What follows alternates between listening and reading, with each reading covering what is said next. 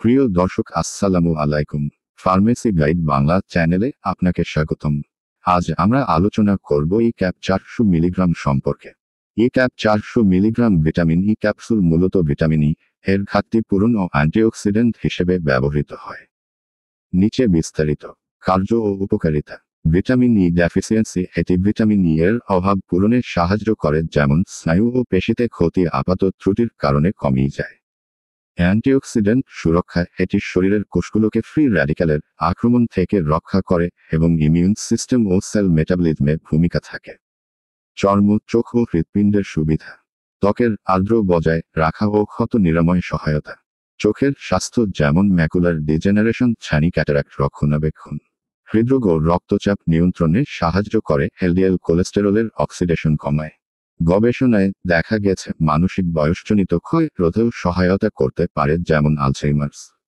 সতর্ক ও পার্শ্ব প্রতিক্রিয়া। প্রচুর মাত্রায় সেবনের রক্তপাত বৃদ্ধি, যেমন সহজে নাক বা মেনস্ট্রুয়াল ব্লিডিং হতে পারে, তাই ওয়ারফারিন বা অন্যান্য অ্যান্টিকোগুলেন্টস এর সঙ্গে সতর্ক দরকার। পার্শ্ব প্রতিক্রিয়া উদাহরণস্বরূপ ক্লান্তি, মাথা ব্যথা, অজানা সমস্যা, বদহজম, বমি, চামড়ায় হালকা র্যাশ ইত্যাদি। যদি রক্তপাতজনিত সমস্যা, লিভার বা কিডনির সমস্যা বা সার্জারি চোখে থাকে, তাহলে ডাক্তারের পরামর্শ ছাড়া ব্যবহার করবেন না। গর্ভাবস্থা বা স্তনপান উচ্চ মাত্রার ভিটামিন ই নিরাপদ নয়, বিশেষ করে প্রথম ত্রৈমাসিকে ডাক্তারের পরামর্শ নিতে হবে। অপারেশনের আগে রক্ত জমাট বাঁধার সমস্যা ঠেকাতে প্রায় 2 সপ্তাহ বন্ধ রাখা উচিত। সেবন পদ্ধতি। সাধারণত খাওয়ার সাথে মিশিয়ে নেওয়া হয় যাতে শোষণ ভালো হয়। ডোজ নির্ভর করে ব্যক্তিগত অবস্থা, ডাক্তারের পরামর্শ অনুযায়ী নির্ধারণ করা হয়।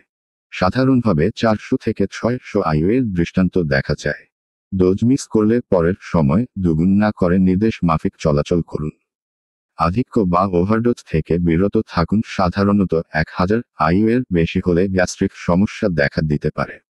ভিটামিন ই এর ঘাটতি পূরণে ব্যবহৃত। শক্তিশালী অ্যান্টিঅক্সিডেন্ট শরীরের বিভিন্ন অঙ্গের সুরক্ষায় সহায়ক। খাওয়ার সাথে সেবন করুন। ডোজ ডাক্তারই নির্ধারণ করবেন। রক্তপাতজনিত সমস্যা, সার্জারি, গর্ভাবস্থায় ঋতুস্রাব থাকলে সাবধানতা। নিজে নিজে ওভারডোজ করা থেকে বিরত থাকুন। সঠিক ডোজ ও নিরাপত্তার জন্য ডাক্তারের পরামর্শই সর্বোত্তম। অনুগ্রহ করে মনে রাখবেন, এটি শুধুমাত্র তথ্যসূত্রের উপর ভিত্তি করে ভিডিও বানানো হয়েছে। চিকিৎসার জন্য ডাক্তারের পরামর্শ নিন। আর আপনি যদি চ্যানেলে নতুন হয়ে থাকেন, তাহলে সাবস্ক্রাইবও করতে ভুলবেন না। এই ভিডিওটি যদি আপনার উপকারে আসে, তাহলে লাইক, কমেন্ট ও শেয়ার করুন।